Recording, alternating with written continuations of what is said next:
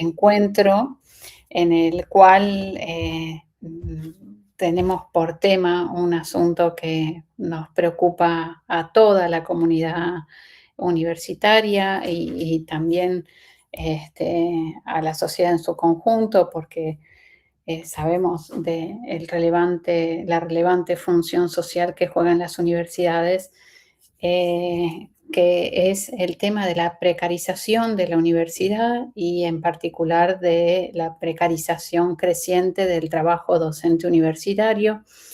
Así que invitamos a esta conversación a una especialista en este tema, alguien que viene trabajando en materia de investigación desde la Universidad Nacional del Sur en este problema, que es Verónica Walker, que además de ser docente investigadora, tiene un ingreso a carrera del CONICET aprobado, pero aún pendiente de ejecución, como otras cosas que están vinculadas al pleno de financiamiento de la función ciencia y técnica durante el gobierno actual, ¿no?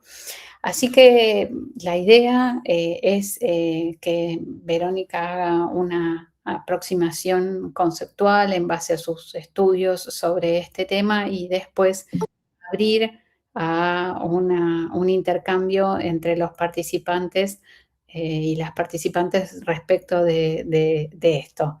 Así que bueno, sin más, le doy la palabra a Verónica Walker. Bueno, buenas tardes. Buenas tardes a todas, a todos quienes están presentes. Quiero agradecer en principio esta invitación a participar de esta semana virtual de la UNIPE. Agradecerle especialmente a Neira, vicerrectora de la UNIPE, por extenderme esta invitación a trabajar y a conversar con ustedes sobre un tema que, como ella anticipó, vengo investigando hace un tiempo, pero también, como vamos a conversar, lo estoy experimentando hace un tiempo. En principio, comentarles que me resultó complejo preparar esta presentación. Pensé mucho qué traer para compartir. Y cuando tengo la oportunidad de participar en este tipo de espacios, que suponen un momento de intercambio con colegas de distintas instituciones, de diferentes lugares, de distintas formaciones, también suelo preguntarme, bueno, ¿qué quiero decir? ¿Qué me interesa compartir? ¿Qué diálogos me propongo promover? ¿A quiénes y con quiénes voy a hablar? ¿Desde dónde voy a hablar? Son preguntas que a mí me ordenan, que me ayudan a encuadrar, a organizar un discurso. En este caso, un discurso sobre universidad precaria y precarización del trabajo docente universitario. Les decía entonces que me resultó complejo, ¿no?, preparar esta presentación y me pregunté y me detuve a pensar por qué me resultaba complejo concretar esta práctica que forma parte del trabajo que realizo, ¿no? Porque en distintos espacios, en distintos eventos, me he encontrado compartiendo avances de mis investigaciones, reflexiones sobre lo que estudio, pero aquí, insisto, me estaba costando organizar ese discurso sobre la precarización del trabajo docente universitario. Y creo que tuvo que ver con varias cuestiones. Por un lado, puede resultar abrumante la cantidad de posibles vías de entrada al tema, ¿no? Entonces, de ahí, bueno, ¿por dónde empezar? ¿Por cuál de las manifestaciones de la precariedad de la universidad y de la precarización del trabajo docente universitario? ¿No son acaso evidentes? ¿No están hoy en boca de todos? ¿No ocupan las primeras planas de los diarios? ¿No están en las paredes de las instituciones que habitamos, que están repletas de afiches que nos recuerdan y nos avisan y nos anuncian esa precariedad, ¿no experimentamos a diario, quienes somos docentes universitarios, la precariedad de la universidad y la precarización de nuestro trabajo? Entonces me preguntaba qué agregar, qué aportar, qué poder aportar. Y siempre me resultó muy inspiradora la definición de contemporaneidad de Giorgio Agamben como esa relación singular con el propio tiempo, dice él, ¿no? Como una relación que adhiere a él, pero que a la vez toma distancia, que permite ver no solamente las luces, es decir, las modas, en sus palabras, sino también y sobre todo las sombras del propio tiempo. Esa definición que nos recuerda que como sujetos contemporáneos de nuestro tiempo histórico, nos debemos ese necesario extrañamiento. Entonces la pregunta allí es cómo tomar distancia de algo que nos atraviesa en lo más íntimo y que experimentamos a diario y que por lo tanto tiene un fuerte poder subjetivante. Porque ahora, o por ahora, quiero señalar esto, una primera cuestión, que la precariedad es la forma que asume nuestra relación con el trabajo en la contemporaneidad. Y el trabajo, ya eso lo hemos aprendido de la mano de los grandes pensadores de los últimos 2 siglos, que el trabajo no es una práctica cualquiera, ¿no? El trabajo es una práctica social que es estructurante, subjetivante, que es articuladora del lazo social, que instituye identidades, configura relaciones sociales, nos posiciona en el espacio social. Es esa relación de contemporaneidad con la cuestión de la precariedad de la universidad y de la precarización del trabajo docente universitario la que tomo como punto de partida.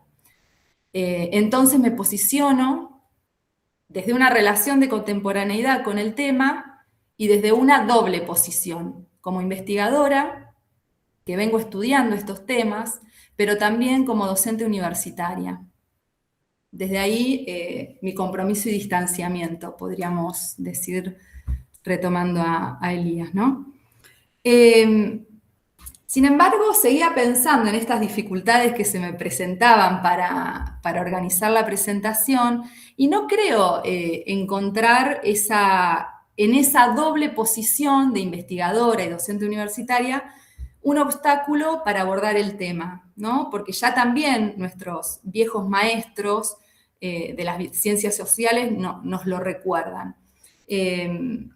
Siempre tengo presente también, porque creo que es importante ahí tener en cuenta esto que ya en el clásico libro de Wright Mills, de la imaginación sociológica, él nos advierte, él nos dice que los problemas que abordamos cuando investigamos, dice él, se insertan en esa intersección entre el sujeto y la estructura, entre problemas públicos y entre intereses personales.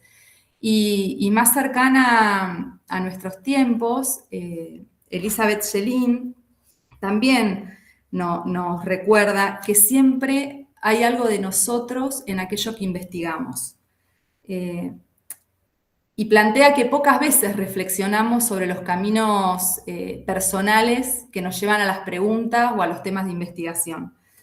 Y que toda pregunta de investigación tiene una dimensión autobiográfica. Hay algo en nuestra vida que nos empuja a explorar ciertos temas y no otros.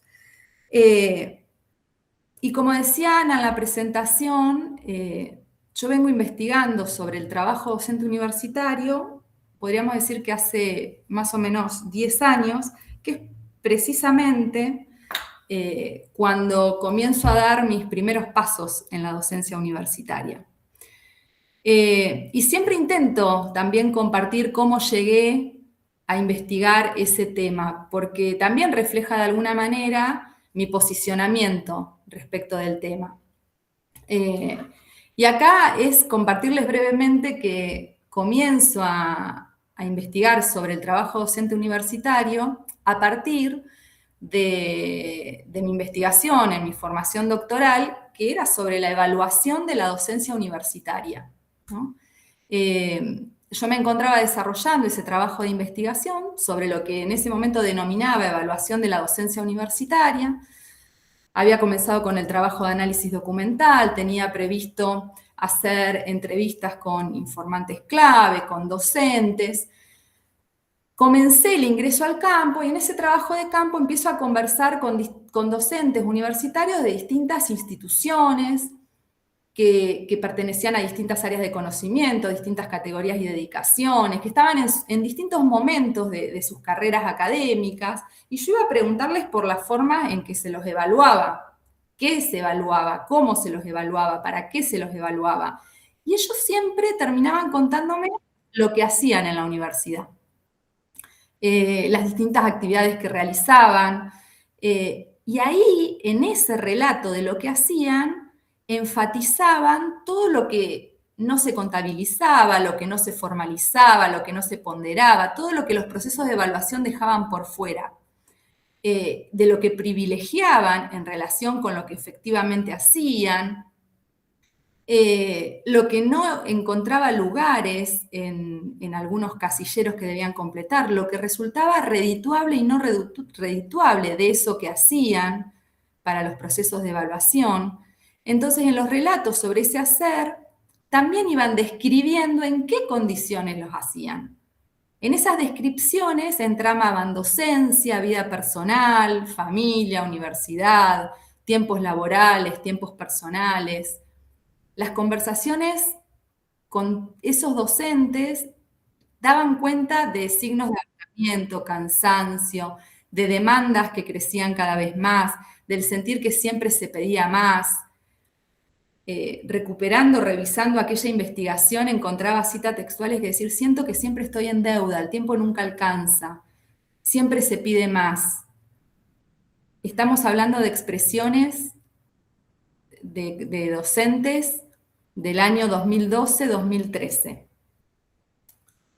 Entonces allí, a partir de esas conversaciones, aprendí que, por un lado, la evaluación es un importante dispositivo de regulación de las prácticas. Por otro lado, que no era posible dividir el análisis de ese dispositivo regulador, de ese proceso de evaluación, de aquello que se evaluaba, del objeto, proceso y objeto. Pero por otro lado, eso que se evaluaba, el objeto de evaluación, no alcanzaba a comprenderse desde una concepción vaga que yo usaba, que era el de docencia universitaria. Entonces ahí emprendí toda una apuesta por la categoría de trabajo, porque las voces de los docentes universitarios daban cuenta de lo que hacían en la universidad, de que lo que hacían en la universidad era un trabajo. Empecé entonces ahí a pensar la docencia universitaria como trabajo, y ahí destaco también el papel de la teoría, que me permitió esa toma de distancia de la que hablaba anteriormente. Este relato lo comparto no solamente, como les decía recién, para contarles cómo llego a este tema, no lo hago por una cuestión de autorreferencia o a modo de anécdota, sino porque relatar esto a mí también me permite mostrar un conjunto de decisiones epistemológicas, metodológicas, que dan cuenta de un posicionamiento teórico que fui construyendo en relación con este tema y desde el cual hoy analizo la precarización del trabajo docente universitario. La mediación de ese posicionamiento teórico, el papel de la teoría, las lentes teóricas desde las cuales miramos, y su explicitación, es una herramienta que es fundamental en esa relación de extrañamiento, de distanciamiento, en esa relación de contemporaneidad con el objeto de la que hablábamos recién, retomando a Agamben. Entonces, si tuviese que decir en qué se basa ese posicionamiento teórico que fui construyendo, podría resumirlo en dos grandes núcleos conceptuales, desde los cuales interpreto los fenómenos que estudio. Por un lado, el de entender la universidad como espacio laboral. Y por otro lado, el de entender la docencia universitaria como trabajo. Desde esos dos grandes ejes teóricos es que abordo la precariedad como la forma que adquiere la relación con el trabajo en la contemporaneidad. Y aquí voy a hacer un parate, porque arranqué comentándoles, compartiendo por qué me resultaba, o por qué me resultó, o que me resultó complejo armar esta presentación. Y les decía que una de las posibilidades era las distintas vías de entrada que se presentaban para el tema, ¿no? No solo en términos de las dimensiones de análisis, de las escalas de análisis, de las fuentes de información, del grado de teorización y referencias empíricas, sino también en función del tipo de intercambio que yo pretendía, ¿no? Una exposición dialogada, una conversación. ¿De qué manera ir más allá de la posible situación de catarsis que este tema nos puede y nos va a provocar, especialmente en el escenario en el que en el que estamos viviendo, en el que se está aprobando una tremenda reforma laboral, en la que estamos viviendo una asfixia presupuestaria de nuestras universidades, en las que estamos viviendo la devaluación de nuestros salarios docentes. Entonces, el interés por organizar de esta manera la presentación tenía que ver con de qué manera superar, por un lado, el riesgo a una excesiva teorización que nos lleve a abstracciones que no encuentren vinculación con experiencias situadas, y por otro lado, el riesgo a esa situación de catarsis que no nos permita ir más allá de la problematización de lo que estamos viviendo. Entonces, en el marco del tiempo que tenemos disponible y de la modalidad de este encuentro, lo que decidí fue organizar esta presentación de la siguiente manera.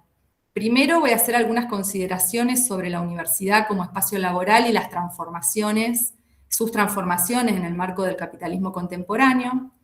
Consideraciones sobre el trabajo docente universitario, identificando algunas tendencias y rasgos, y van a ver que estos dos ejes los voy a ir desarrollando de manera relacional a fin de poder identificar los cambios en el campo de la educación superior y la incidencia que tienen en el trabajo docente universitario, y finalmente algunas consideraciones sobre el concepto de precariedad para pensar la condición de universidad precaria y de precarización del trabajo docente universitario.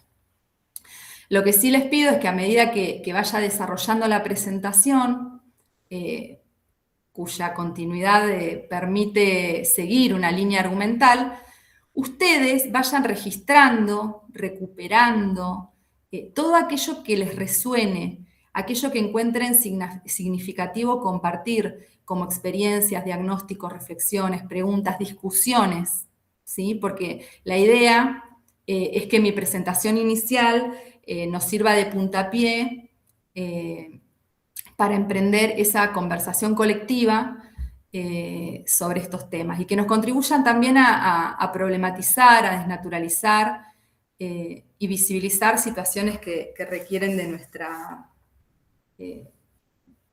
nuestra reflexión. Bien, dicho esto, podría decir que esos dos núcleos, primero núcleos conceptuales, que recién les comentaba, se convirtieron para mí en punto de partida después de haber sido resultado, ¿no? Punto de llegada. Entender la docencia universitaria como trabajo y la universidad como espacio laboral, si bien hoy es mi punto de partida, en ese proceso de investigación que les relaté al inicio, fue un punto de llegada. Y esos dos núcleos centrales fueron para mí mis caballitos de batalla, mi argumento principal, ¿no? Releyendo algunos trabajos, encuentro cierta insistencia por esas dos cuestiones que aún siendo tan cotidianas permanecían veladas. Y voy a recuperar algunos fragmentos que me parece interesante. En las conclusiones de aquella tesis doctoral que les comentaba, por las cuales entré desde la evaluación de la docencia universitaria llegué al trabajo docente universitario, allí decía en las conclusiones, una primera reflexión tiene que ver con la necesidad de desacralizar el trabajo docente universitario y reconocer que se encuentra atravesado por las mutaciones que imperan en las formas de organización y evaluación del mundo del trabajo en general. Como ya se dijo, la institución universitaria históricamente se autoinvistió como un lugar dedicado a la búsqueda desinteresada de la verdad sobre los asuntos sociales, un recinto ajeno a las cuestiones mundanas y exento de sus condicionamientos. Esa imagen ha impregnado las representaciones sobre el trabajo académico y específicamente sobre el trabajo docente universitario. Sin embargo, el análisis de los relatos de profesoras y profesoras de los 3 casos estudiados permite reflexionar sobre sus experiencias en relación a las tendencias en el mundo del trabajo en general. Las condiciones de flexibilización laboral en las que los docentes desarrollan su trabajo, el individualismo, la competencia, el cortoplacismo al que están expuestos, así como las evaluaciones permanentes sobre su desempeño, invitan a desacralizar el trabajo ejercido en el campo universitario. En otro escrito del año 2014, antes de la aprobación del convenio colectivo de trabajo, que fue en 2015, en ese artículo presentaba un análisis de las posiciones, las negociaciones, los conflictos que se habían dado en la discusión de los sectores gremiales y el SIM por el diseño e implementación de un sistema de carrera docente a nivel nacional. Allí señalaba que la evaluación del trabajo docente universitario pasó a ocupar un lugar prioritario en la agenda universitaria, vinculado con uno de los reclamos históricos del sector gremial y de los docentes, como es el de la estabilidad laboral, pero con algunos matices en comparación con los debates de las décadas anteriores, especialmente de la década de los 90. Y allí decía, en primer lugar, la actual valoración de la docencia desde las políticas públicas se da en el marco de políticas nacionales de inclusión social. En segundo lugar, emerge con fuerza un nuevo actor en la discusión por la definición de las políticas de evaluación, los gremios. En tercer lugar, lo que es objeto de evaluación excede las actividades de investigación y busca abarcar el conjunto de tareas que desarrolla el profesorado. La actividad docente, por lo tanto, adquiere mayor visibilidad. En cuarto lugar, la cuestión de la evaluación parece aquí subsumida a la discusión por la estabilidad laboral de los profesores y profesoras universitarios, ya que emerge en el marco de la discusión por la definición de una carrera docente a nivel nacional.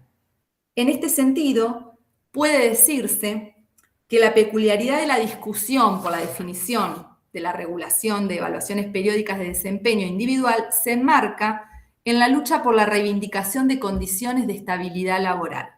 Ya no se hace tanto énfasis en la evaluación del profesorado para la mejora de la calidad, ¿no? Caballito ahí de las reformas de los 90. Aunque esa finalidad no desaparece, sino que el énfasis está en la evaluación como mecanismo para posibilitar la estabilidad laboral del profesorado. Continuando con esa revisión que emprendí a propósito de preparar esta presentación, en un artículo que escribí en el 2019 y se publicó en el 2020, señalaba que en los estudios sobre el tema de la docencia universitaria, fundamentalmente en los estudios comparados, prevalecía el uso de la categoría de profesión académica, ¿no?, proveniente del mundo anglosajón, para hacer referencia a la figura del académico, como ese miembro de una comunidad o profesión que se encuentra diferenciada e independiente del poder estatal, dedicado full time a la producción y transmisión de conocimientos. Y allí planteaba que si bien el uso de esa categoría permitió avances significativos en la caracterización de los académicos como grupo ocupacional, su estructura y sus mecanismos de carrera, y al mismo tiempo posibilitó estudios comparativos de alcance internacional, la categoría no alcanzaba, por su interés, por su eje de interés en el estatus, la clasificación de las ocupaciones de acuerdo al cumplimiento de ciertos rasgos definidos a priori, no alcanzaba a captar la actividad cotidiana que realiza el profesorado en el ejercicio de su función docente en la universidad. En ese trabajo escribía la categoría de trabajo, la redundancia, la categoría de trabajo permite dar cuenta de la experiencia cotidiana de los profesores universitarios en el ejercicio de su función docente en su dimensión prescriptiva y efectiva y de las condiciones materiales y simbólicas en las que dicha actividad se desarrolla. Paulatinamente, las investigaciones que fui desarrollando permitieron construir una definición del trabajo docente universitario como una práctica social que es compleja, que es heterogénea, que es específica, que se despliega de manera desigual, y aquí distingo la categoría de desigualdad que se suele reservar para la condición estudiantil, pero no para la condición docente en las universidades. Entonces, una práctica que se desarrolla de manera desigual según la posición ocupada en el campo universitario, y cómo esa posición es resultado de las luchas previas, de las estrategias, de los capitales invertidos, y también posiciones a las cuales están ligadas ciertas propiedades, ¿no? En términos de condiciones, regulaciones, derechos, responsabilidades. En la definición de esa posición que ocupamos como docentes universitarios, se entraman la pertenencia institucional, siempre tenemos muy presente, y especialmente quienes somos del interior, que no es lo mismo ser docente universitario de una ciudad, de una universidad metropolitana, ¿sí? O de una universidad que se encuentra en una de las provincias del sur. Se entraman, además de la pertenencia institucional, la adscripción a un campo disciplinar, la categoría docente, la dedicación horaria, el tipo de contrato laboral que tenemos, las características y la ubicación en los planes de estudio de las materias que dictamos. No es lo mismo ejercer el trabajo docente universitario en asignaturas de primer año, atravesadas por la masividad y la complejidad que supone los inicios a la vida universitaria para los estudiantes, que una materia de los últimos años, que también tiene otro tipo de complejidad. El género, la antigüedad y el capital científico que se fue acumulando a lo largo de la trayectoria académica, el desarrollo diferencial de las distintas funciones docentes que, además de las actividades de docencia, también desarrollan actividades de investigación, de extensión, que desarrollan tareas de gestión, que tienen participación político, académica y sindical. Entonces, la heterogeneidad del trabajo docente universitario está dado por esas distintas posiciones que ocupamos en el espacio universitario en función de todas estas dimensiones.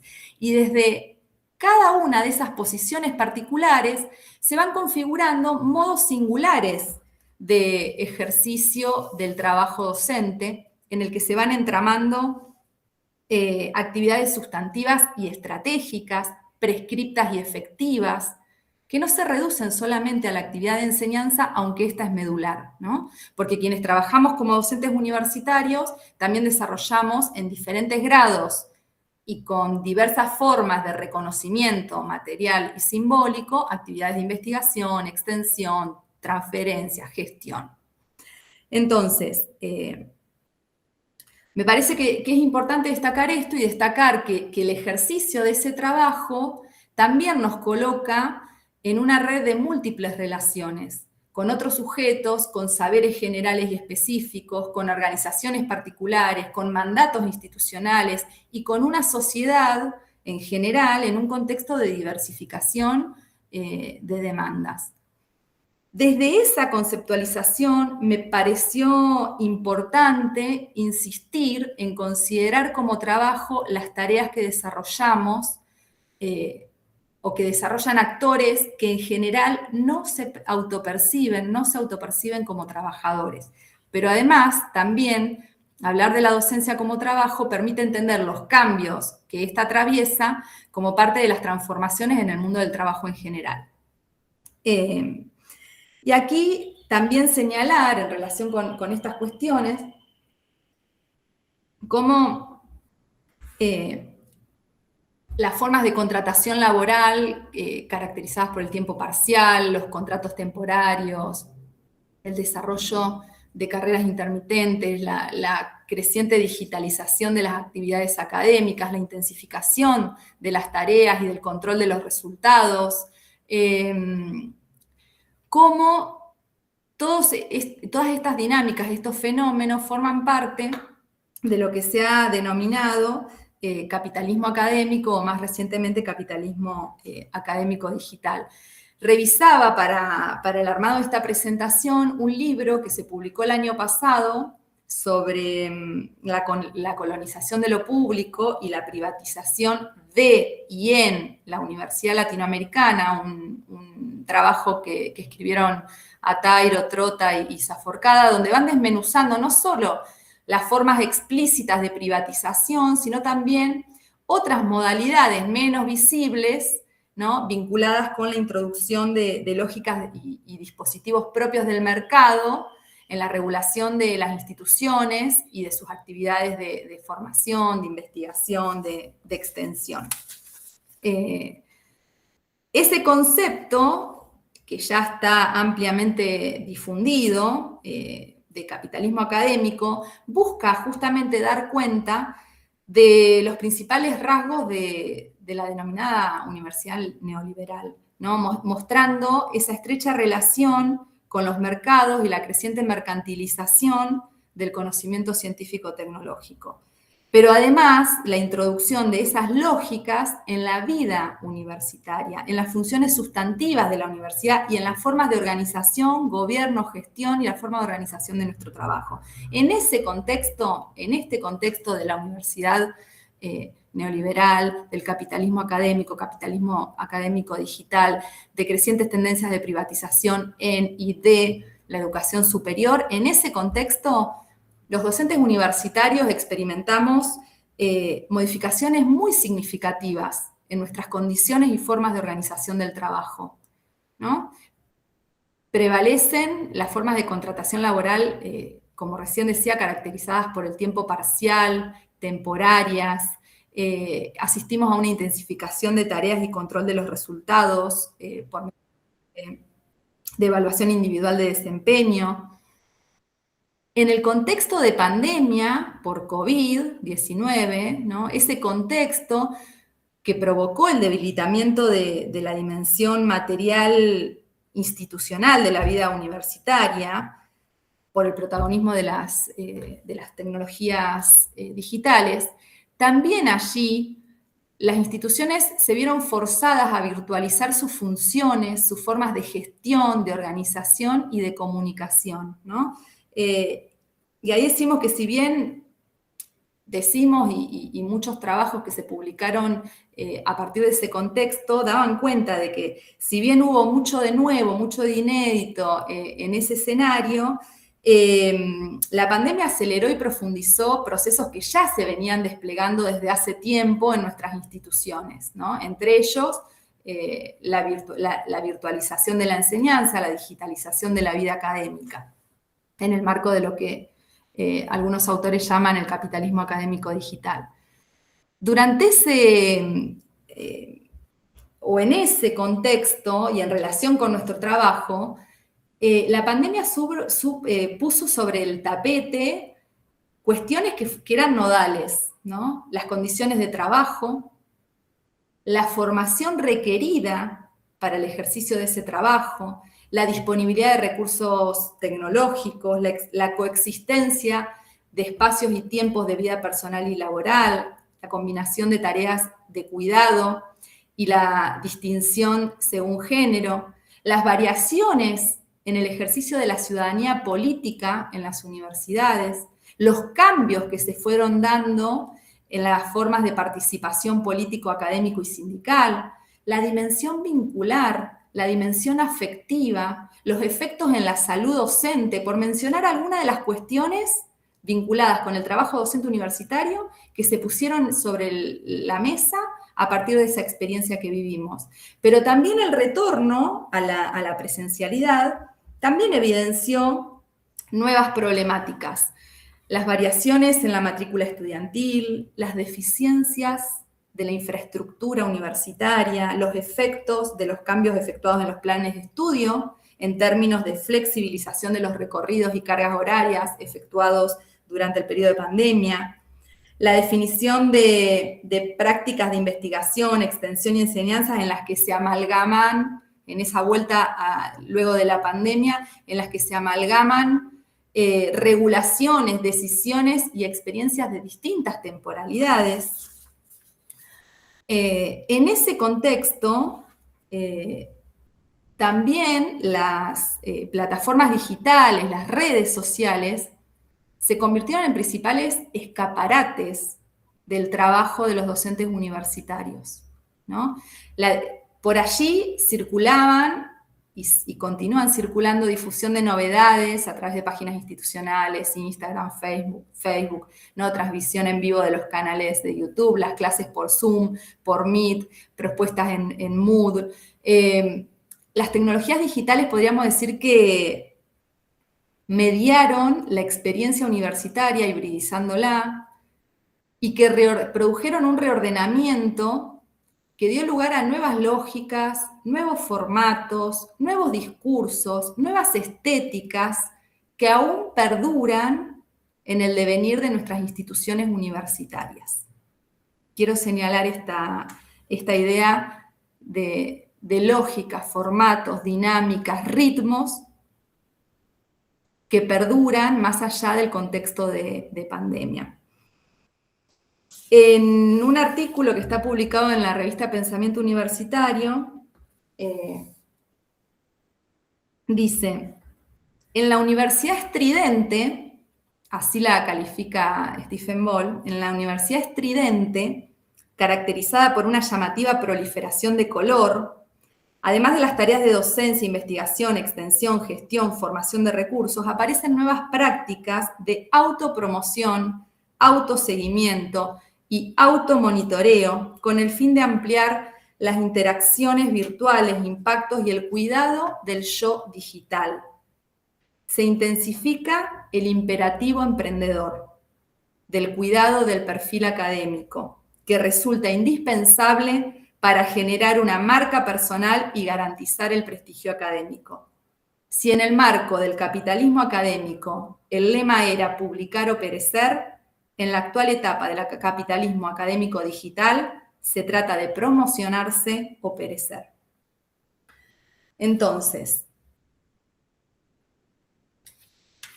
decíamos cómo la pandemia, o a partir de la pandemia, se alteraron distintas dimensiones de nuestra vida universitaria, y quiero detenerme en dos dimensiones que son fundamentales de la vida social y que tienen consecuencias que se prolongaron más allá de ese contexto de emergencia sanitaria, instalando nuevas lógicas, nuevas dinámicas y, en definitiva, nuevas reglas de juego. Y me estoy refiriendo a la cuestión del espacio y del tiempo. Sobre el debilitamiento de la dimensión material de la vida institucional, hice recién una breve referencia cuando hablé de los procesos de digitalización de la vida académica y de virtualización de la enseñanza, pero también nos podríamos preguntar qué nos dicen los edificios de nuestras universidades en relación con nuestro trabajo, con el trabajo docente universitario. ¿Cuáles y cómo son esos espacios físicos que habitamos? ¿Cómo son esas aulas? ¿Cuáles y cómo son los espacios colectivos de trabajo? Pero quiero detenerme también brevemente en la cuestión del tiempo de trabajo y la apropiación, expropiación de esa fuente de valor. Rosalind Gill, en su estudio sobre la Universidad Británica, ella dice que en la universidad contemporánea el tiempo es quizá la mayor fuente de disputas, de ansiedad y de estrés, debido a la creciente exigencia de hacer más con menos, en una cultura que nos pide estar siempre activos y que se encuentra marcada por un constante estado de emergencia como regla.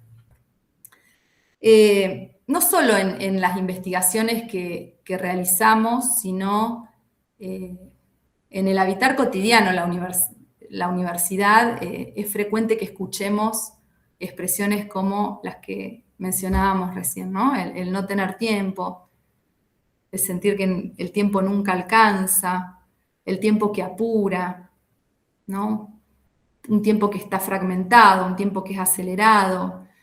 Y también, al mismo tiempo, es frecuente que a pesar de esa escasez, las docentes, los docentes nos involucremos y le dediquemos cada vez más tiempo a un número creciente de actividades que no siempre forman parte del trabajo prescripto ni que son reconocidas materialmente. Por eso me parece que es importante detenernos en la cuestión del tiempo y pensando en esta dimensión que, como decía, es constitutiva de la vida social, pensaba cómo el devenir del tiempo en el ejercicio del trabajo docente universitario se encuentra atravesado por una tensión, ¿no?, entre fuerzas centrífugas y centrípetas. Me servía como fuerzas que tienden hacia afuera y fuerzas que tienden hacia adentro, fuerzas que dispersan, fuerzas que aglutinan. Por un lado pensaba cómo asistimos a una expansión, aceleración de los tiempos de trabajo, jornadas de trabajo que tienen un horizonte infinito, ritmos de producción acelerada, dispositivos que nos sumergen en velocidades que son extraordinarias. Pero por otro lado, hay una atomización temporal del contenido del trabajo. Se nos demandan clases más breves, videos más breves, discursos más breves, textos más breves, que demanden menor tiempo de lectura, consignas más breves que demanden menos tiempo de corrección, tiempos de respuestas más breves. Me parece ahí hay una cuestión interesante para pensar en cómo la experiencia del trabajo docente universitario se despliega en esa tensión entre la expansión de los tiempos de trabajo y la atomización temporal del contenido del trabajo. Y me quiero detener acá, porque podría parecer que hasta ahora no hubiese dicho ni una sola palabra del tema que nos convoca, ¿no? Porque creo que si repasamos lo que fui mencionando, no sé si dije alguna vez la palabra precariedad o precarización, más allá de esa mención inicial que hice al principio, diciendo sobre lo que iba a hablar y de esa sucinta definición que anticipé. Pero no es casual, no es una omisión, es que si como anticipé, la precariedad es la forma que asume nuestra relación con el trabajo, me interesaba detenerme en la naturaleza de ese trabajo, en sus rasgos, en las formas que asume y en el ámbito en el que se desarrolla.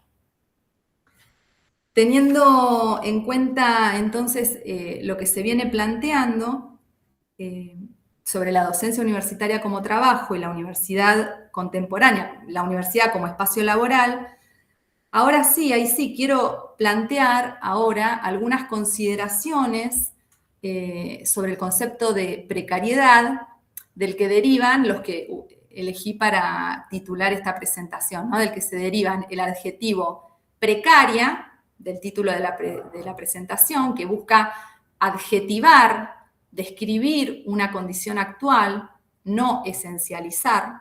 Me parece que eso también es importante señalarlo. Y por otro lado, el sustantivo precarización que da cuenta de un proceso que atraviesa el trabajo docente universitario. Si revisamos las investigaciones, los estudios sobre el tema de la precariedad, vemos que no se trata de un concepto que es unívoco y que las definiciones que se fueron ensayando buscan dar cuenta de un tipo particular de relación con el empleo y con el trabajo. Una relación que es heterogénea y que es multidimensional. Lo que tienen en común las distintas conceptualizaciones es la referencia a una situación de carencia, de vulnerabilidad. Y eso tiene que ver también con la etimología de la palabra, ¿no? Porque etimológicamente la palabra precariedad, y tengo acá el machete a mano, está formada con raíces latinas que significa pobreza, falta de recursos, y sus componentes léxicos son prex, precis, es decir, ruego, súplica, arius, que es un sufijo de relación, que más el sufijo dad, ¿sí?, hace referencia a la cualidad. Entonces, precario designa todo aquel o aquello que no posee los recursos suficientes, que es pobre en medios, o bien lo inestable, inseguro, de poca duración, ¿no? Deriva del latín precarius, que se refiere a aquello que se obtiene por medio de la petición, la súplica, el ruego. Entonces, la etimología del sustantivo precariedad y el adjetivo precario asocia estos términos a la experiencia de pobreza, a la carencia de recursos, a la dependencia de quien carece respecto de quien posee bienes, a la falta de autosuficiencia, a la inseguridad. Desde esas significaciones, el concepto de precarización se refiere a ese proceso en que una persona es expuesta a experimentar tales condiciones de vulnerabilidad e inseguridad, y que lleva a que una persona no solamente esté, sino que sienta la precariedad de su trabajo. Entonces, la precarización la podemos entender como un proceso en que un sujeto es sometido a presiones, experiencias que lo conducen a vivir a una existencia frágil en el presente, sometido a incertidumbres acerca del futuro, con una identidad insegura, carente de un sentido de desarrollo posible por medio del trabajo y el estilo de vida. Esto para después ir recuperándolo, ¿no? Para pensar también en la precarización del trabajo como parte de la precarización de la vida que estamos viviendo. Planteadas esas primeras definiciones, lo primero que quiero señalar es que la precariedad como fenómeno social no es un fenómeno reciente, ¿no? Porque existe desde que se utiliza fuerza de trabajo asalariada, como ya también nos enseñaron o nos muestran obras pioneras, ¿no? Como las obras de Marx y Engels, Braverman, ¿no? Que en el análisis sobre la situación de la clase obrera, sobre en las referencias al ejército industrial de reserva, en la definición del proletariado como clase caracterizada por la precariedad, en el análisis que hacen de la degradación del trabajo en el siglo XX, allí vemos que no se trata de un fenómeno nuevo. Pero en las últimas décadas cobró centralidad en el campo de estudios del mundo del trabajo a partir de su consolidación, de la consolidación de la precariedad como modalidad de la relación salarial o forma de empleo dominante en la etapa actual del capitalismo. Y lo novedoso de ese redescubrimiento, de esa popularidad de la noción de precariedad, tiene que ver con su emergencia como condición, como configuración problemática de la nueva cuestión social, como una condición generalizada que perturba la vida social, que disloca el funcionamiento de las instituciones y que amenaza con invalidar todas las categorías de los sujetos sociales. También revisando investigaciones sobre el tema, se puede ver cómo los primeros estudios sobre la precariedad se centraron en los cambios en las formas contractuales del empleo y la definieron por la ausencia de características típicas del trabajo fordista, ¿no? De esa manera, este concepto ha ido aglutinando situaciones laborales diversas, trabajo informal, lo que se suele denominar trabajo en negro, trabajo a tiempo parcial, trabajo estacional, nuevas formas de trabajo a domicilio, trabajo clandestino, ¿no? Entre otras. son formas de situaciones laborales en las que se ponen en jaque las formas de contratación y el estatuto de protección social, alterando las bases sobre las que las personas construyen su identidad social y la relación con otros a través de su trabajo.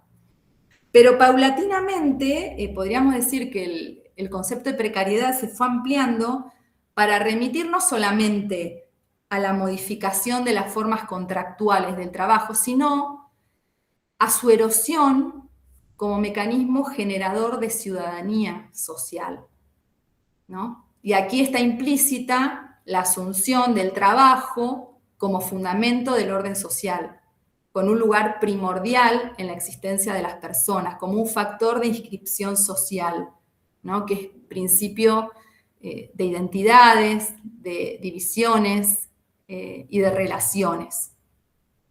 Desde esa perspectiva, la precariedad como condición laboral extendida en nuestras sociedades tiene repercusiones que no son solamente económicas, sino que son culturales, políticas, subjetivas, porque modifican el estatuto de la protección social, el reconocimiento material y simbólico del trabajo, que es fuente de sentido.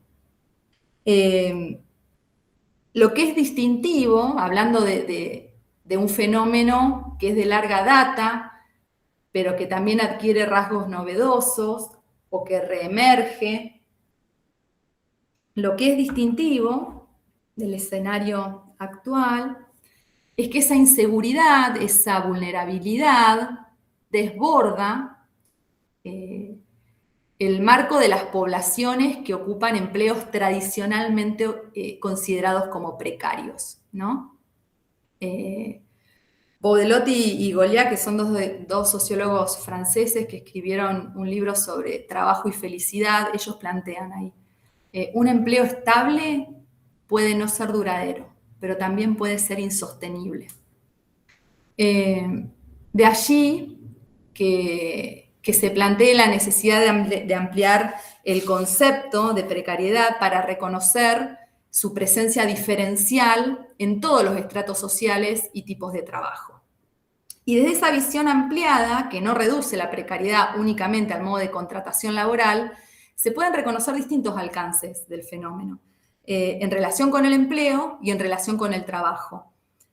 Porque, por un lado, un trabajador, una trabajadora se encuentra en situación de precariedad cuando su empleo es incierto, cuando no se puede prever su futuro profesional, lo que se traduce en vulneración económica, restricción de derechos laborales, pero también cuando no se goza del reconocimiento material, simbólico, cuando no se encuentra satisfacción en aquello que se hace, cuando se experimenta la intensificación o falta de sentido del trabajo.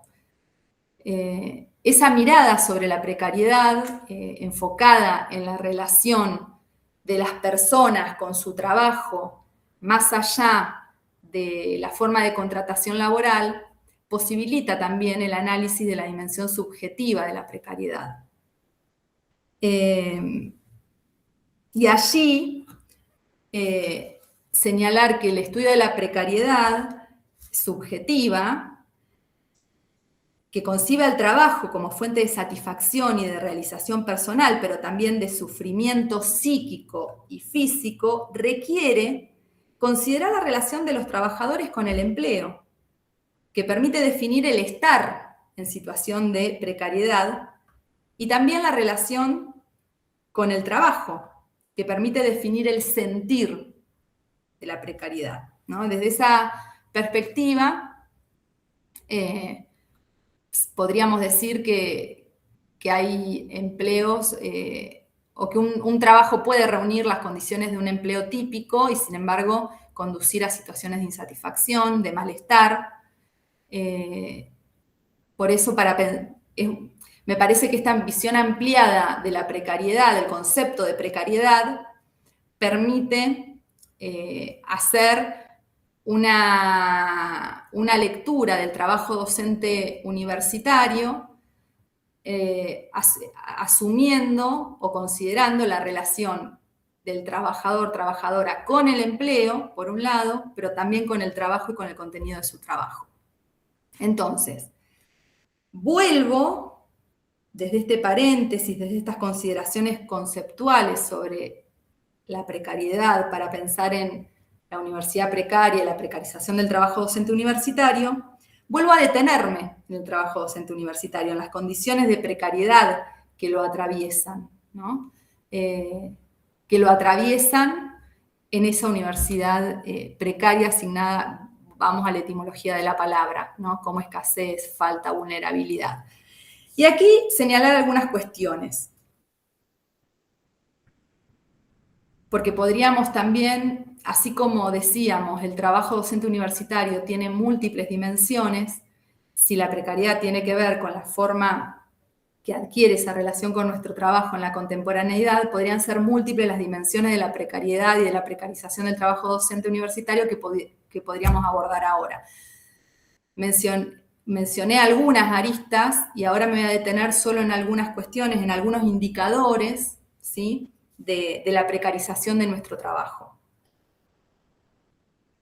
Uno es el tipo de contratación laboral, ¿no?, que tiene incidencia en el contenido y el alcance del trabajo docente en términos de responsabilidades, según categorías, de dedicación, en términos de derechos sociales, de aportes jubilatorios, licencias, vacaciones, en términos políticos, de participación en órganos de gobierno, en posibilidad de votar y de ser elegido, de integrar jurados, de dirigir proyectos de investigación, de acompañar postulaciones a becas, etc. En las universidades nacionales, ¿sí?, teniendo en cuenta los tipos de contratación, se ha ido configurando históricamente una estructura de puestos de trabajo docente que es marcadamente piramidal, que tiene una base muy amplia, que está compuesta por cargos de baja categoría y baja dedicación, con una cúspide cada vez más reducida de profesores con las más altas categorías y dedicaciones, una cúspide que se estrecha cada vez más si consideramos las reestructuraciones de esos cargos cuando quedan vacantes, ya sea por jubilaciones u otras razones, y su conversión en numerosos cargos docentes con menores dedicaciones y categorías. En nuestras universidades, además, asistimos a un alto porcentaje de docentes con contrataciones con cargos interinos, si bien esta situación había comenzado a revertirse o se revirtió en parte a partir de la aprobación del convenio colectivo de trabajo que propone a través de su artículo 73 la ordinarización de cargos interinos y por otro lado a través de los mecanismos de evaluación periódica del desempeño docente también buscan regularizar el plantel docente. También la estructura de cargos docentes en las universidades, estoy hablando de la contratación laboral como un indicador de la precarización, nos ha mostrado cómo si uno analiza los anuarios estadísticos en los que ve los cargos de las distintas universidades del conjunto del sistema, diferenciados por categoría y por dedicación, y encuentra allí una columna de cargos que bajo la etiqueta de otros integra o comprende a distintas formas de contratación temporaria, ya sea contratos, asignaciones complementarias y demás. Cómo ha habido una tendencia al crecimiento de ese tipo de contrataciones, que son las que en el actual contexto de financiamiento de la universidad pública son los que están sufriendo los primeros recortes y que se están dando de baja unilateralmente. Lo que estoy planteando ahí, que me parece que es interesante, es cómo se van dando distintas modalidades, ¿no?, de la precarización de nuestro trabajo. Otro indicador que hoy está en el centro de la agenda y que permite una mirada estructural de la precarización de nuestro trabajo es la condición salarial, ¿no? Porque los docentes universitarios somos trabajadores asalariados que percibimos una remuneración por el ejercicio de nuestro trabajo en la universidad. Y si hay un rasgo que históricamente caracterizó la condición salarial de la docencia universitaria, es por un lado la dispersión salarial y por otro lado las relaciones entre retribución salarial y jornada laboral.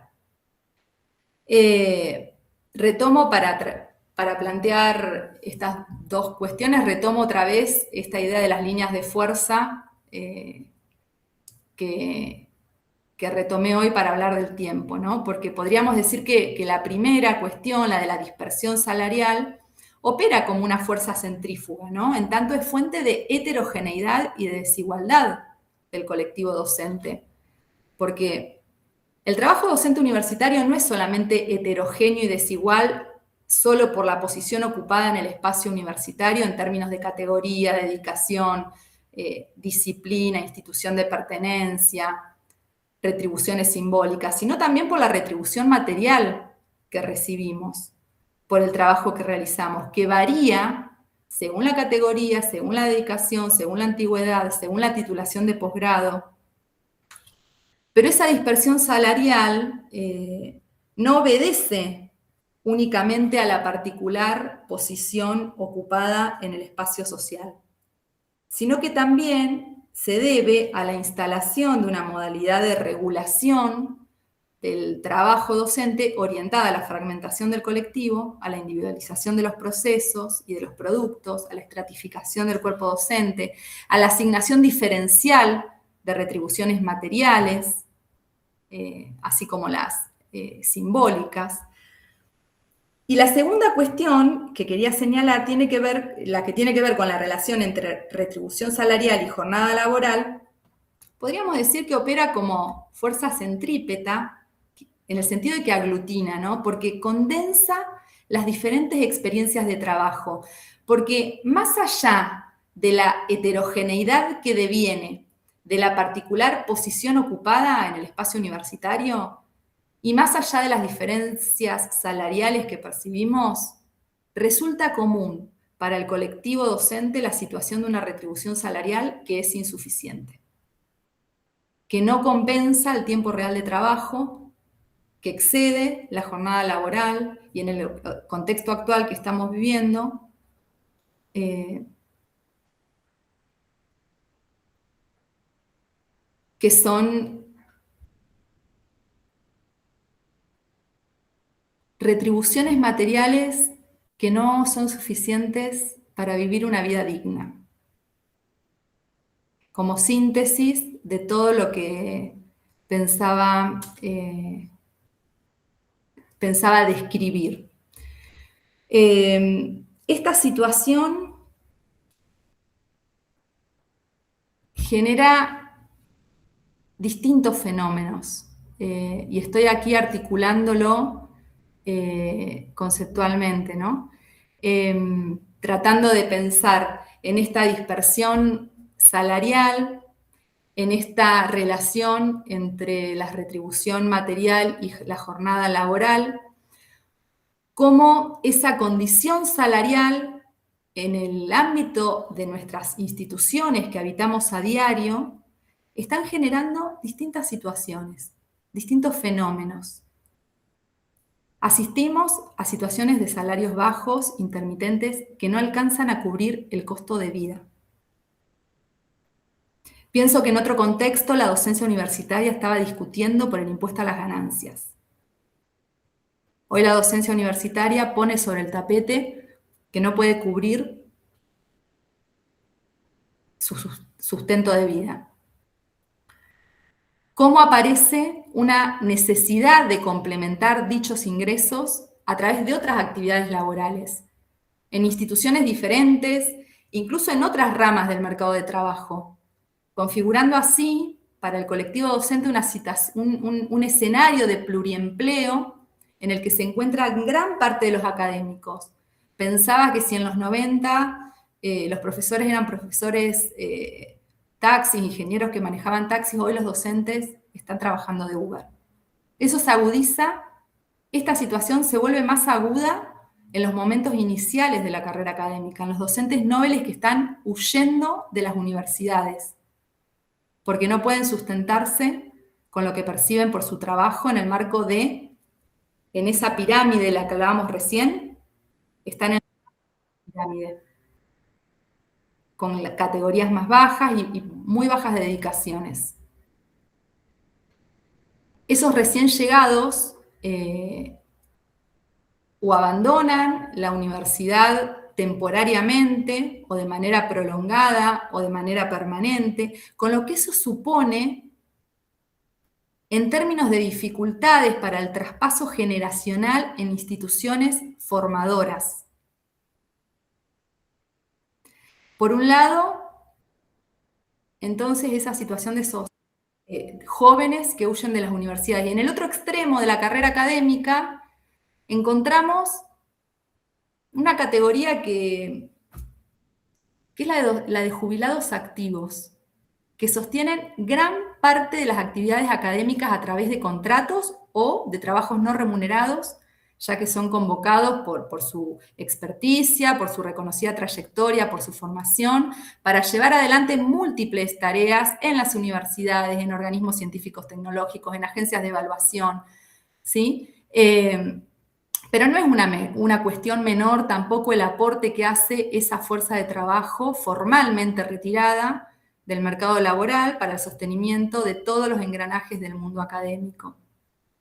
En el ámbito de las universidades son contratados en ocasiones para continuar dictando clases ya que no hay quien los reemplace.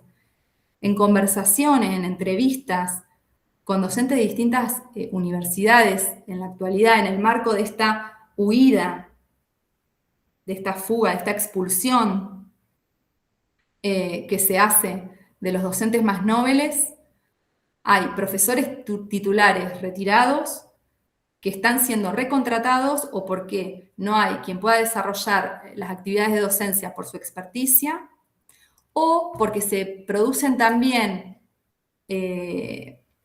cuellos de botellas en las carreras académicas que hace que los docentes más jóvenes no puedan desempeñar las funciones por no contar con determinadas credenciales. Me estoy refiriendo específicamente a la categorización del programa de incentivos, que en nuestras universidades sigue siendo una condición para poder llevar adelante determinadas funciones. Es un programa que está paralizado y que entonces hay muchos docentes jóvenes que formalmente no pueden tampoco llevar adelante esas tareas. Entonces ahí también hay una cuestión interesante para pensar en términos de ese recambio intergeneracional en nuestras instituciones.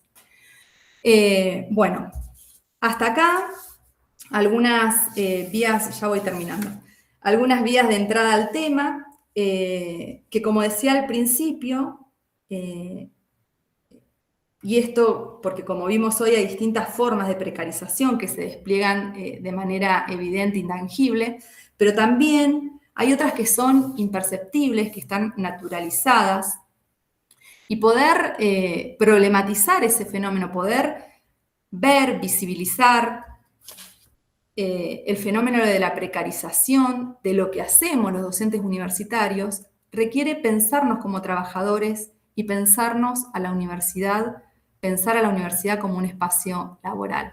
Ese fue el hilo que traté de desarrollar aquí.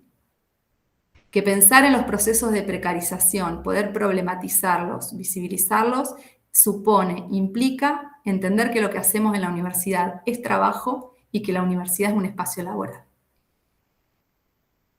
Y decía también que llevar adelante ese trabajo de problematización de los procesos de precarización de nuestro trabajo es complejo porque hay formas de precarización que se despliegan de manera evidente, tangible, pero hay otras que son imperceptibles, que están naturalizadas. Y decía también que en la universidad existen fuertes resistencias para considerar a la universidad como espacio laboral y a la docencia como trabajo, y a la precarización como una de las experiencias definitorias de la vida universitaria. O al menos la sabía. ¿Por qué? Porque acá quiero retomar, y con esto sí ya cierro, algo que escribí hace 3 años.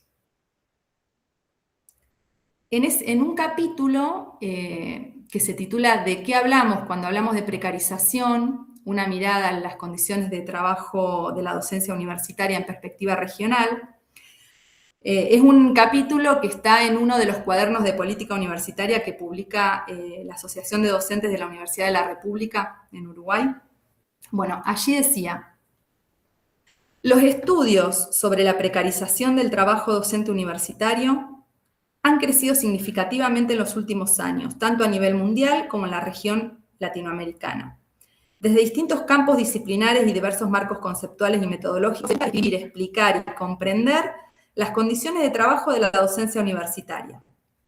En el proceso de conversión de la experiencia cotidiana en objeto de estudio, los investigadores parecen encontrar una forma de conjurar la creciente precarización que viven diariamente en el ejercicio de su trabajo en la universidad.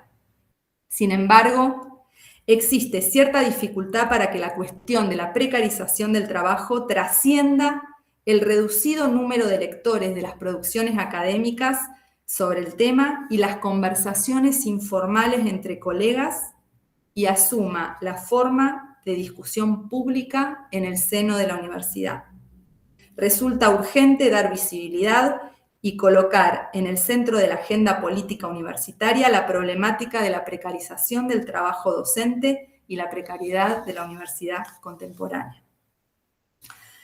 Me parece que las condiciones materiales que estamos experimentando hoy, la situación de asfixia presupuestaria que atraviesan hoy nuestras universidades, la devaluación de nuestros salarios, el agravamiento de nuestras condiciones de trabajo y estudio, la regresiva reforma laboral que estamos viviendo, el desprecio por la formación, el ataque directo a la universidad pública, a lo público, el vaciamiento del Estado, el ataque a la educación como derecho, a la democracia, a los consensos sociales que habíamos alcanzado como sociedad.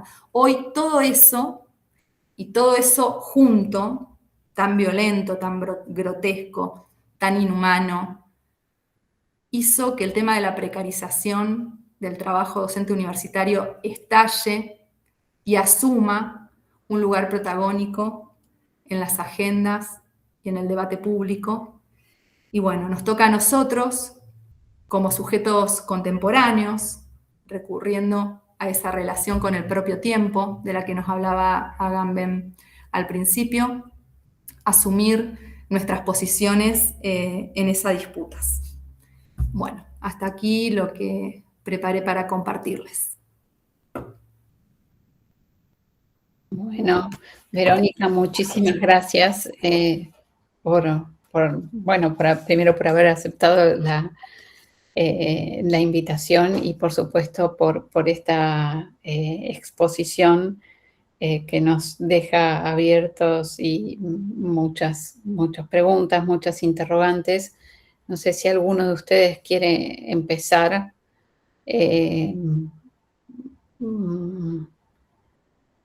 Proponer alguna pregunta, de hacerlo, por favor, indíquenme o levanten la mano.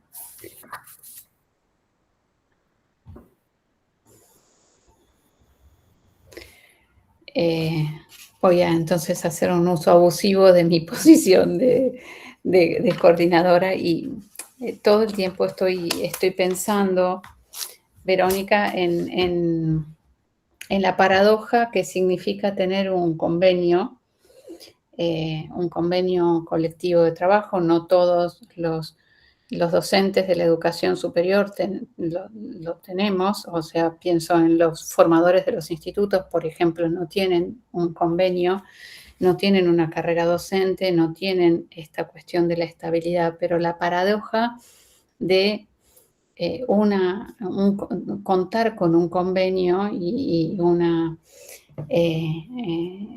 las implicancias, y eso fue las consecuencias de un trabajo de los gremios docentes, pero a su vez, cómo ese convenio no protege de estas cuestiones que vos planteás como inherentes a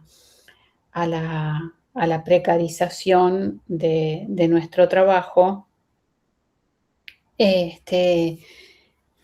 esa paradoja, bueno, es interesante trabajarla, comprenderla, porque creo que algo, o pienso que algo de esa paradoja se expresa también en la enorme tensión que tenemos el colectivo docente universitario con el paro y la interrupción del vínculo pedagógico, que es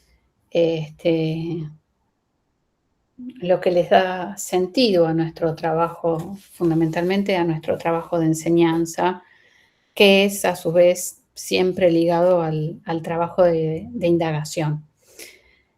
Así que dejaría ahí planteada esta inquietud, estos interrogantes. ¿Vos cómo pensás este problema?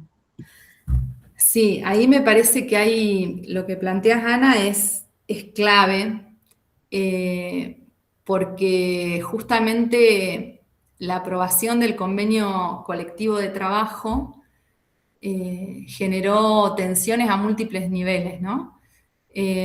Más allá de las disputas, las negociaciones, los conflictos que se dieron para llegar a su aprobación, una vez aprobado, también estuvo todo un momento en el que a nivel de las instituciones se realizaron reservas estatutarias, es decir, para muchas instituciones, muchas universidades lo que planteaban era que lo establecido en el convenio colectivo de trabajo entraba en colisión con sus estatutos, con sus reglamentaciones, en el marco de la histórica autonomía, ¿no?, de nuestro sistema universitario. Entonces, eso por un lado a nivel de las universidades, a nivel institucional. Pero por otro lado, a nivel de los sujetos, a nivel de las prácticas, la puesta en marcha de esa normativa, de esa regulación, que es una regulación suprainstitucional, puso en tensión dos lógicas, que es, por un lado, la lógica académica, histórica, y que es la base, ¿no?, de la vida universitaria, y por otro lado, la lógica laboral. Yo recuerdo cuando comencé a trabajar sobre el tema de la evaluación de carrera docente, porque el CCT, el Convenio Colectivo de Trabajo que se aprobó en 2015, establece que cada universidad debe disponer de un mecanismo de evaluación periódica del desempeño de sus docentes para garantizar la permanencia, en algunos casos también regular la promoción. Se mantiene en ese sistema el histórico mecanismo de acceso, que es el sistema de concursos abiertos por antecedentes y oposición. Cuando empiezan a instalarse en las instituciones estas nuevas regulaciones, allí afloran en los discursos, en conversaciones, en las entrevistas con los docentes, una idea asociada a que esta evaluación periódica interna, institucional, va a favorecer la endogamia y va a atentar contra la calidad que garantizaría el sistema de concursos, que va a generar ciertas prácticas al nivel de los sujetos, hasta aquí llegué, que no va a promover la especialización y la búsqueda de mejora de las prácticas. Entonces, ahí vemos cómo, a partir de un ejemplo concreto, que es la implementación de uno de los mecanismos que establece el CCT, se pone en tensión dos lógicas que atraviesan la vida universitaria. Eso por un lado. Por otro lado, el convenio colectivo de trabajo también pone en tensión otra de las representaciones históricas. Dice no solamente que la docencia es trabajo, sino que es un trabajo oneroso. En instituciones donde las carreras académicas se han ido consolidando históricamente, en muchos casos, sobre la base del trabajo ad honorem, ¿sí?, porque también en esa lógica del orden de las sucesiones, era necesario realizar esas primeras experiencias de trabajo o como ayudante ad honorem o como adscripto y demás. Es decir, ahí también subyace para poder sostener esa idea de carrera académica basada en el orden de las sucesiones, hay una lógica del largo plazo de las instituciones modernas, de otras condiciones que también permitirían eso, que hoy múltiples factores la dan por tierra. Entonces ahí también hay otra cuestión que se pone en tensión a partir de lo que establece el convenio colectivo de trabajo, la idea de la docencia universitaria como trabajo oneroso, de la introducción de la lógica laboral en una institución que en principio no se reconoce como ámbito de trabajo, que fue construyendo una lógica basada en la lógica académica. Y eso podríamos verlo en la aplicación de distintos artículos del CCT. Se generó también mucho conflicto. Hoy yo mencionaba el artículo 73. El artículo 73 es la de ordinarización de docentes interinos que tuviesen determinados años de antigüedad. Y eso también fue foco de conflicto a nivel de las instituciones.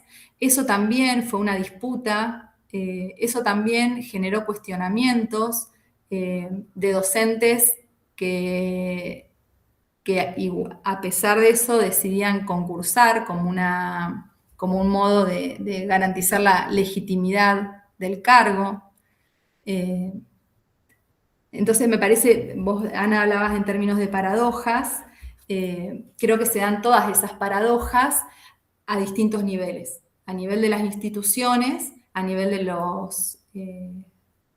las prácticas de los actores. Sí, sí, y de la subjetividad del propio colectivo, que se percibe o no como un colectivo de trabajo, se percibe o no con grados mayores de autonomía respecto de lo que hace, cuestiona o no las jerarquías que el propio convenio establece entre funciones de distintos tipos de profesores, tipos de auxiliares, ¿no? Sí, incluso eso. También el convenio generalizó la categoría de profesor al conjunto de la docencia universitaria, ¿no? Históricamente, la categoría de profesor estaba reservada a las categorías más altas. En la estructura de cargos, ¿no? Tenemos cargos de ayudantes, de JTP, o asistentes, como se dicen en algunas universidades, y luego las distintas categorías de profesores. Pero eran quienes estaban en la cúspide, quienes en la parte de la mitad para arriba de la pirámide, quienes podían denominarse profesores. Bueno, el convenio colectivo de trabajo habilita el uso de la categoría de profesores para el conjunto de la docencia universitaria, sea de cualquier categoría, auxiliar, ayudante de JTP, profesor adjunto, asociado titular. Y eso también, en términos simbólicos, es fuente de luchas por la legitimidad, para decirlo de alguna manera.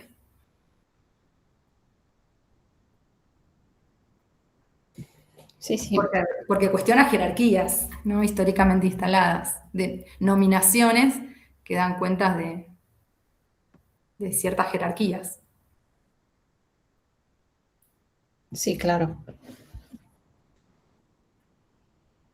Yo veo mi imagen congelada, no sé si ustedes me ven congelada también. Sí, te vemos congelada, pero te escuchamos lo más bien, así que no te queríamos decir para no preocuparte. Adriana. A ver, voy a apagar y prender la cámara. Ahí aparecí. Hola. Sí, Hola. sí, un movimiento. Buenas tardes, ¿se me escucha? Sí, Sí, bien. Bien, bueno, en primer lugar, bueno, agradecer por esta charla. Felicitaciones, la verdad, muy completo y hizo pensar en muchas cosas. No soy argentina, no manejo la legislación argentina, soy de Uruguay, frontera con Brasil incluso. Pero sí, toda la parte teórica me llamó mucho la atención y aparte trabajo en formación docente y estamos en una etapa de transición en crear una universidad de la educación, entonces todas estas temáticas que las vivimos me llamó mucho la atención. Y algo que me pareció como muy interesante fue cuando introducías, hubieron muchas cosas, la verdad que hice muchos apuntes, pero cuando hablabas del capital académico digital y estos procesos de subjetivación, también me hizo pensar en cuando nombrabas a Wright Mills, a Goffman, ¿no? Cuando habla de las relaciones sociales, y en ese sentido, con la relación del capital académico digital, me hizo pensar en cómo también esa lógica de apropiarse de la categoría de profesor se proliferó y se desacreditó la categoría de profesor con el manejo digital de las cosas, ¿no? Porque ahora también está esta problemática de que la persona crea un video, te da una clase y vos no sabés si tiene el título o si está especializado en una temática. Y hay cuestiones muy complejas y quizás en la formación en educación no lo vemos como algo grave, pero en esos procesos de subjetivación y en esa lógica de desacreditar al otro en las redes y en todo, y principalmente la formación académica, termina afectando todas las dimensiones del ejercicio de la docencia universitaria, porque reafirma, por ejemplo, la dimensión política, la autopercepción de trabajador que tenemos, ¿no?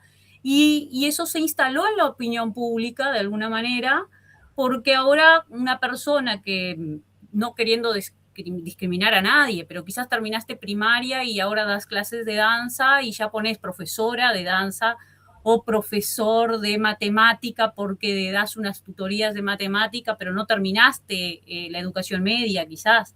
Entonces, como que eso llevó a precarizar también esa categoría de profesor. Y pensaba eso, ¿no? Que no tengo materiales, no he leído sobre esto de capital académico digital.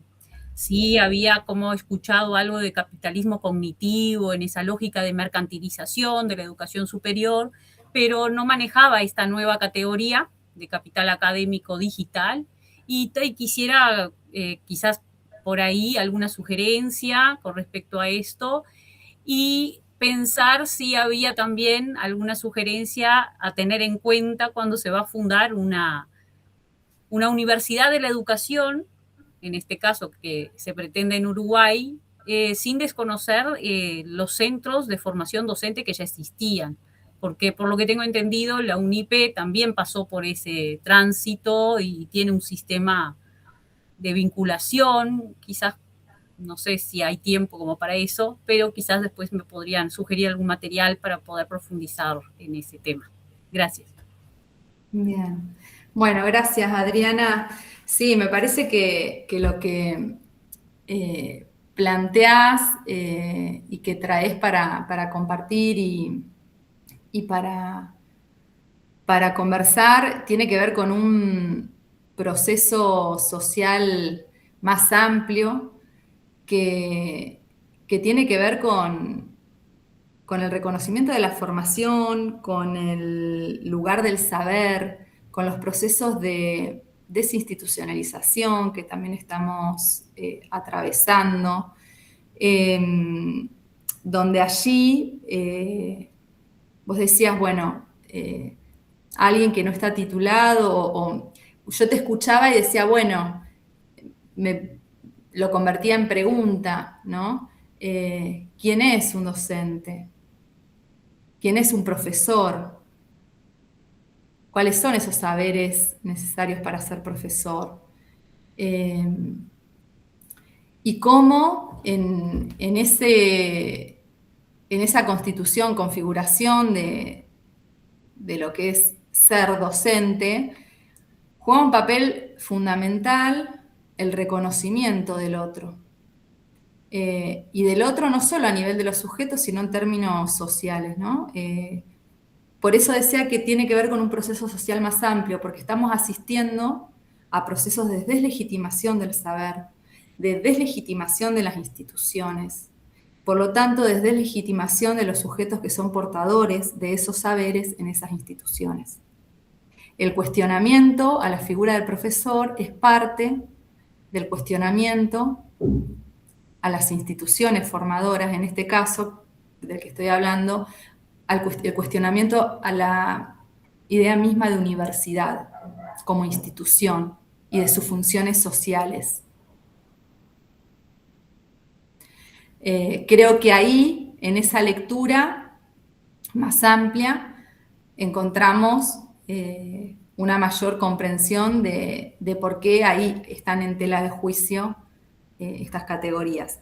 Con respecto a la idea de capitalismo académico y capitalismo académico digital, para este último, yo estoy leyendo hace un tiempo a un español que me parece que es muy interesante lo que plantea, porque lo hace específicamente en relación con los profesores y profesoras universitarias, que es Geo Saura.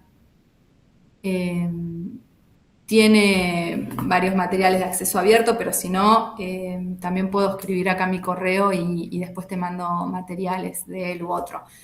Pero de la mano de Saura, yo pude pensar o empecé a pensar, ¿no?, en estas nuevas lógicas que se nos van instalando en la universidad y que van constituyendo una nueva forma de ser, pensar, sentir, ejercer el trabajo docente universitario. Y después eché mano de autores clásicos en el campo de la comunicación. No sé, cuando recién hablaba de la universidad y cómo se van dando esa hibridez en los lenguajes, en las lógicas.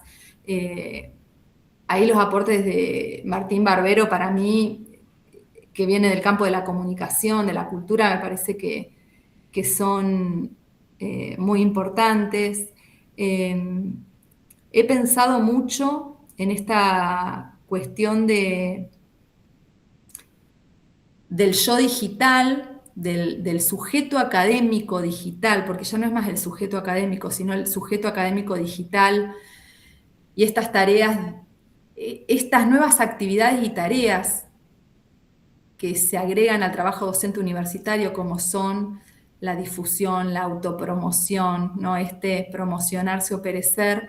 También me ha servido mucho los aportes de Paula Sibilia, que viene del campo de la antropología, que habla, ¿no?, de la espectacularización del yo. Entonces tal vez son lecturas que no son específicas sobre trabajo docente universitario, pero que me han permitido pensar en el trabajo docente universitario y en la precarización de nuestro trabajo.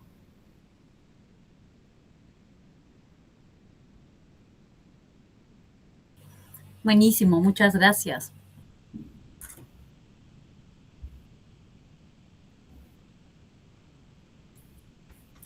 No sé si alguien más quiere compartir preguntas, comentarios, reflexiones.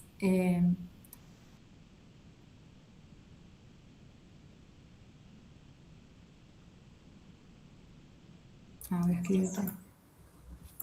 Hola, ¿cómo están?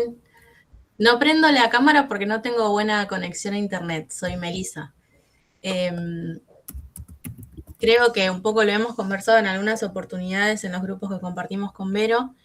Bueno, nos conocemos, soy de Bahía, trabajo junto con ella, me dirige, dato no menor.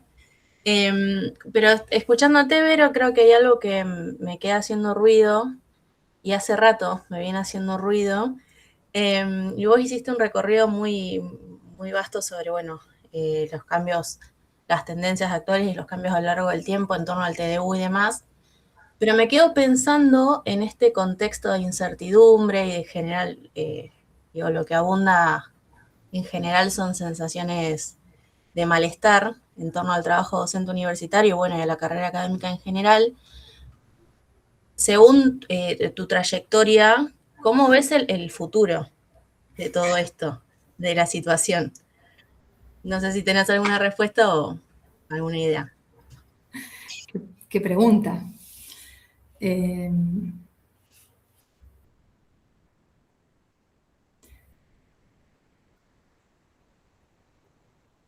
el futuro en relación con las condiciones de trabajo, el futuro en relación... Sabía que venía a hacer repreguntas. Sí, por ahí Claro, porque ¿cómo es esta situación de la precarización laboral hoy, que quizás se ha agudizado a lo largo del tiempo por lo que nos venís compartiendo, y las condiciones actuales en relación con las políticas educativas y las condiciones propias de materiales del trabajo docente?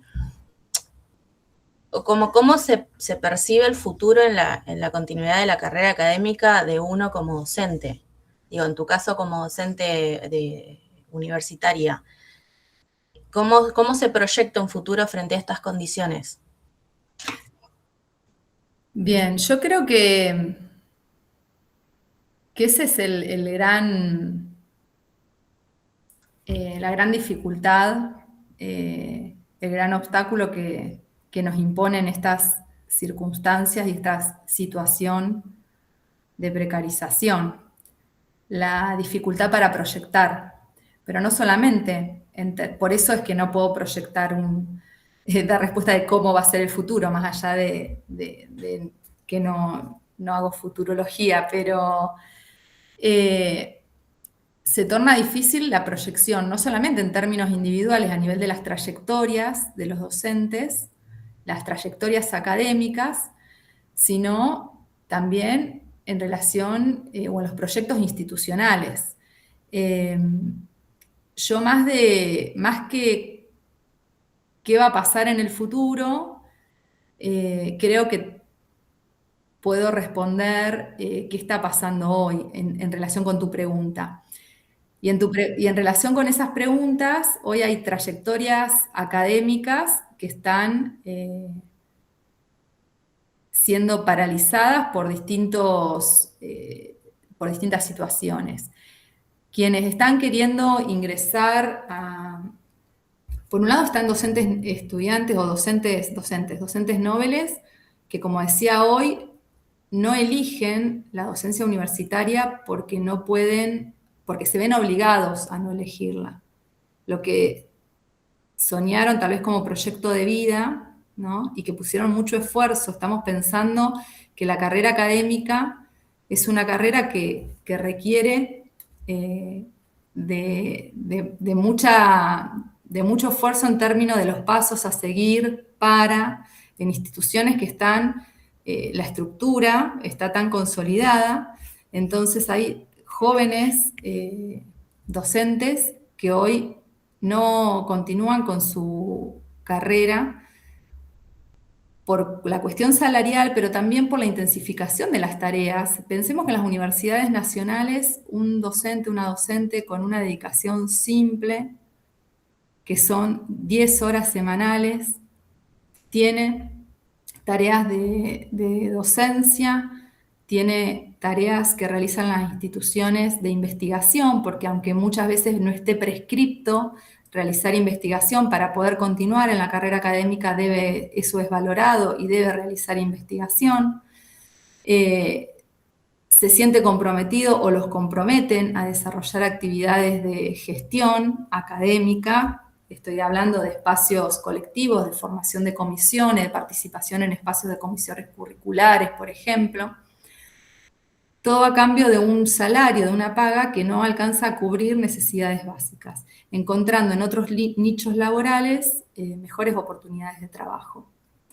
Pero también para quienes son docentes y tienen tal vez esa forma de contratación garantizada, tienen cargos ordinarios y ya, por ejemplo, una dedicación exclusiva, también su situación se ve alterada, no solamente, que no es una cuestión menor, porque su salario es insuficiente y los docentes universitarios hoy se encuentran abocados a tener que desarrollar múltiples trabajos, muchos de ellos abocados a realizar tareas o docencia de posgrado o realización de actividades en otras instituciones y demás, pero también ven paralizada su actividad de formación, ven paralizadas sus proyecciones en términos de carrera docente porque no hay posibilidades de pensar en promociones en la jerarquía de cargos docentes, no hay posibilidades de pensar en financiamientos para desarrollar proyectos de investigación,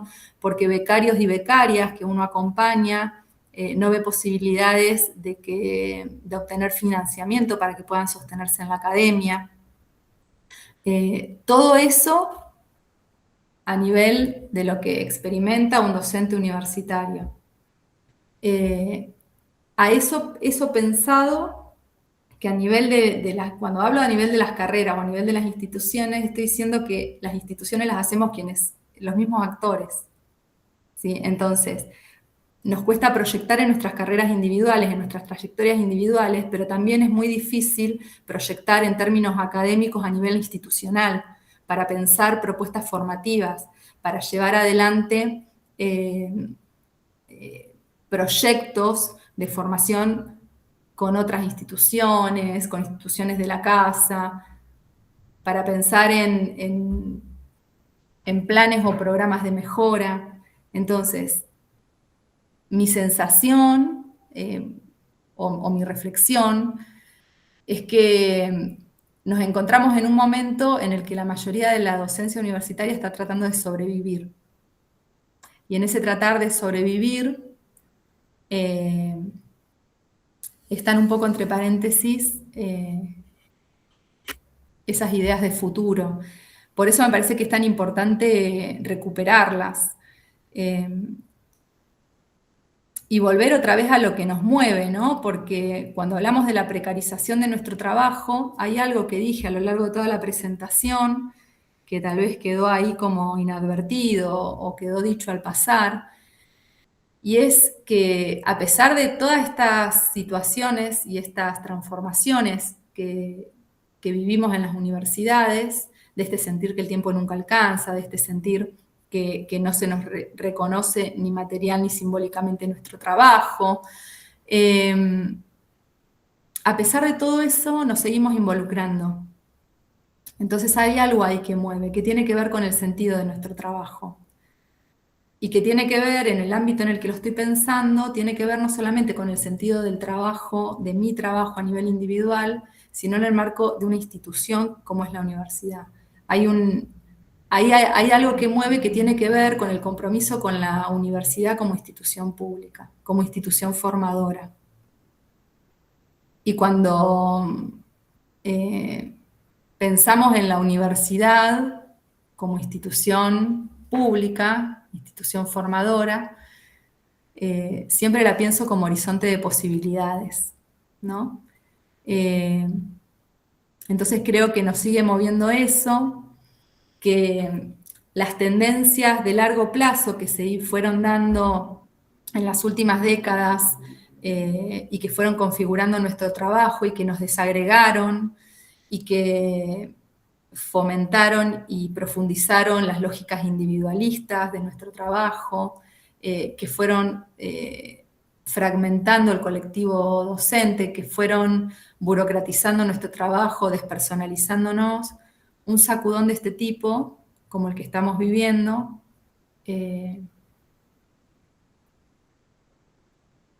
nos pone sobre la mesa, por eso nos pone sobre las narices el hecho de que somos trabajadores, que la universidad es un espacio de trabajo, ¿no? Me quedo pensando en eso, no sé en términos de futuro, es así como lo veo, pero no sé, no puedo garantizar que pueda pasar.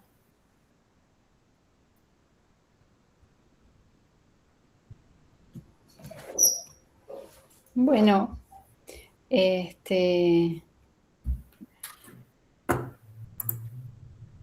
hay un mensaje.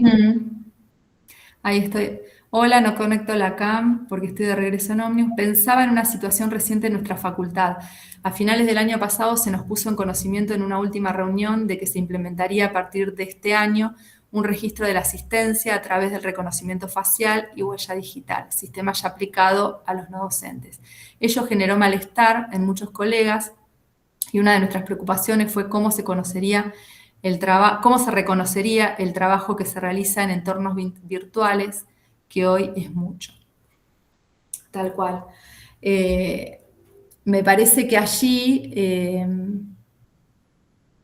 hay algo de lo que plantea Liz, que también es interesante para pensar. Estoy pensando en que el sistema de asistencia a través de reconocimiento facial o de huella ya está implementado en muchas instituciones, en muchas universidades, y ha sido un dispositivo que se ha implementado para regular la presencia en los ámbitos de trabajo. Y ya hace años que se viene implementando, que generó muchas resistencias por parte de los planteles docentes, concibiéndolo como un dispositivo de control, pero como en un contexto en el que se invita a los docentes a desarrollar gran parte de su trabajo en otro ámbito, en otro espacio. Hoy cuando hablamos de los espacios, hablamos del espacio virtual, del espacio físico. Cómo se están implementando este tipo de dispositivos que regulan el trabajo en los espacios físicos cuando gran parte de estas tareas, de las tareas que desarrollamos, las desarrollamos en el espacio virtual. Y allí también aparece la cuestión del control en el espacio virtual, ¿no? Porque ya nos lo decía Richard Sennett hace como más de 10, 15 años, cómo las tecnologías nos dan esa ilusión de independencia y de autonomía y disposición del tiempo, ¿no? Hablando del tiempo, pero que también el control, ese trabajo que hacemos en los espacios virtuales, está fuertemente regulado, controlado, observado, ¿no? Con un clic, con una mirada a un aula Moodle, con una fecha de envío del mail, es fácil hacer ese control. Yo lo que estoy pensando este último tiempo, con todo lo que estamos viviendo, son esos movimientos que se dan entre las regulaciones y las características que asume nuestro trabajo. Y cómo reivindicaciones o que hemos hecho en determinados contextos y que se han normado, regulado, adquieren otro sentido y otro peso en otro escenario. Estoy pensando básicamente en relación con la virtualidad. En pandemia, el trabajo docente universitario virtualizado o la virtualización de nuestro trabajo fue, en principio, fuertemente resistido. Una virtualización que ya se venía dando. Paulatinamente se fue incorporando. Primero abruptamente a través de regulaciones que iban a ser temporarias, pero luego paulatinamente se fue incorporando el teletrabajo como una forma de sostener nuestra tarea. Y en estos contextos estaba pensando que en conversaciones, ¿no? Con colegas, docentes, en vistas del inicio de clase ahora y de la decisión de paro o indeterminado o paro por una semana y demás, muchas de las alternativas que aparecen son, bueno, iniciar en esa primera clase de manera virtual. Poner los materiales en el aula Moodle para que los estudiantes puedan avanzar. Hacer una presentación ahí. Entonces, pensando cómo también esa herramienta, ese espacio, es funcional para que continuemos trabajando a pesar de que declamamos que vamos a parar. Me quedo pensando en las nuevas formas de precarización que se asumen, cuáles son esas nuevas dimensiones a tener en cuenta. Y la cuestión del tiempo es clave. Del tiempo y del espacio en el que acontece nuestro trabajo. Y cómo se está regulando.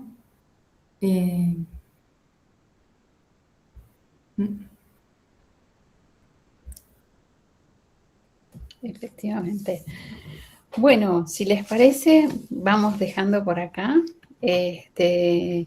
Y bueno, han quedado como muchas cuestiones dando vueltas, así que creo que bueno, ha sido como un trabajo fecundo en torno a lo que está ocurriendo con la precarización.